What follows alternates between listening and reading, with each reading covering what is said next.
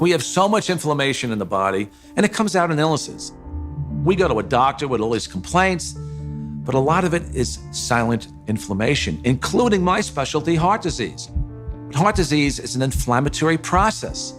So how do we reduce inflammation? Inflammation is produced by neutrophils, which is a white blood cell. You have an injury, you have a damaged cell.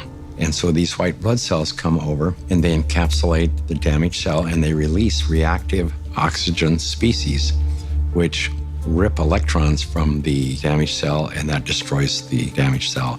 If there's not enough free electrons there to reduce the remaining radicals, they're going to steal an electron from a healthy cell and in the process damage it. Then the message goes out to the immune system and another neutrophil does the same thing, eliminates that cell, and then you end up with a chain reaction. ATP is short for adenosine triphosphate. It's the energy currency of the cell. So we're bioelectrical beings. That's the currency of our body. That's how it works. That's how we run our biological systems, is by generating this electrical energy that's transferred. And when we connect to the earth through a conductive surface in some way, there's a transfer of electrons that slowly go into our body. In situations where we are insulating ourselves from this surplus of electrons into our body, we're going to get the absolute opposite. So instead of having low levels of inflammation and a thin blood, we'll have thick blood that's more likely to clot, and our levels of inflammation tend to increase. You could take anybody who has chronic pain. It doesn't matter who they are. It doesn't matter what's wrong. And ground them, and you're going to have a significant reduction in pain. You're going to stop the oxidation or the inflamed portion. That stops almost immediately. Then the body can heal and return to normal. And healing generally is improved by 60, 70%. If inflammation is the cause of all these health disorders, then I know that not grounding is the cause of inflammation, because if the body is grounded, you can't have inflammation. Can we measure the effects reproducibly? The answer to that is yes. We now have 20 studies. There's 21 published studies in the medical literature on earthing and grounding. And this is peer-reviewed stuff.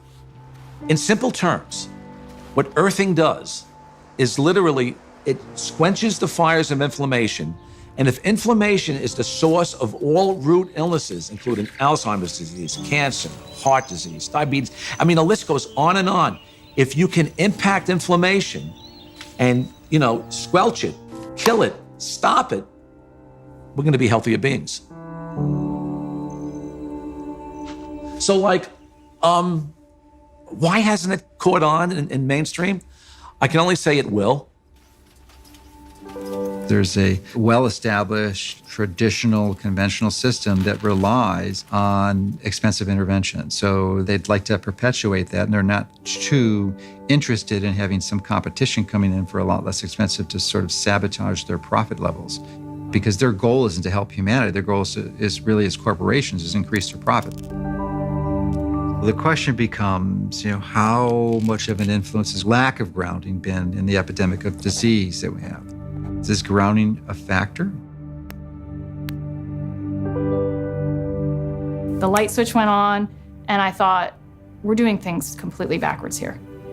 A typical day for a child is completely ungrounded. Most children wake up sleeping on a bed that was not grounded in a house or a building or on a floor that was insulated from the earth. And then they go immediately into a classroom that's insulated. And even on recess, in the recess period, they go outside and are literally fenced in and are paved with asphalt. And then they have after-school activities, which are either indoors or if they're outdoors, they are literally required to wear protective gear. Even if they're exercising for 2 hours after school, 100% disconnected from the earth.